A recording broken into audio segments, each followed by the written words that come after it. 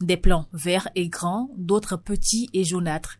Cette disparité est la partie visible des difficultés de Dieudonné dans son champ. Je fertilise ma terre avec de la fiente, mais c'est devenu difficile de s'en procurer. Les fermiers ne sont pas nombreux, même les insecticides sont rares. Parfois, on réussit à en avoir, mais c'est souvent tard. Cela n'empêche pas les insectes de s'attaquer aux plants. Même lorsqu'il parvient à se procurer des engrais, les résultats ne sont pas toujours au rendez-vous. Il m'arrive de fertiliser à temps. Une seule partie pousse normalement. J'en suis arrivé à déduire que ma terre était peut-être le problème. Dans le voisinage, Igor et Rodolphe vivent les mêmes péripéties. Résultat, une production devenue totalement aléatoire. Ne pouvant rester passif face aux pertes, Dieudonné, lui, a décidé de comprendre. Il a donc fait appel à Théodore, un jeune écologiste engagé dans la protection des sols.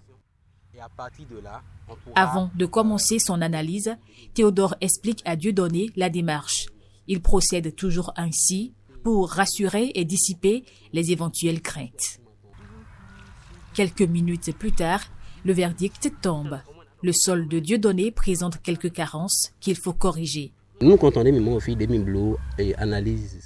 premières analyses révèlent la concentration NPK de votre sol.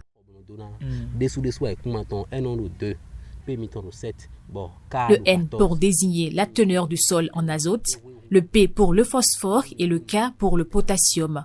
Dans le cas de Dieudonné, le terrain accuse un déficit en azote et en phosphore, origine du retard de croissance et de la faible productivité.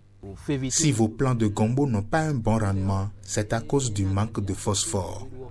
Pour sauver son champ et retrouver son rendement habituel, Dieudonné s'est dit prêt à observer les recommandations. Je suis prêt à observer les recommandations. Mon seul souhait, c'est d'améliorer ma production. Dans 6 mois, Théodore doit revenir pour des contrôles d'usage.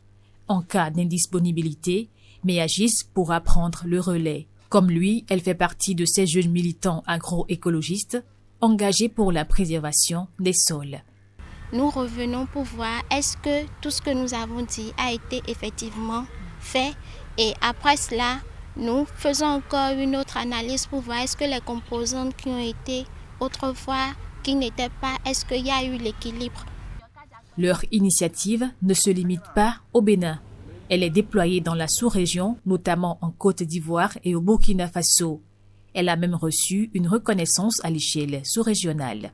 Nous avons été sélectionnés par l'Union africaine comme solution climatique pertinente sur la période 2025-2028 et donc nous continuons avec eux. Récemment, nous avons été avec l'appui de certains partenaires, nous avons été au Kenya pour parler sol mais aussi pour parler carbone parce que tout ce que nous faisons intègre la dimension de la séquestration carbone par le sol.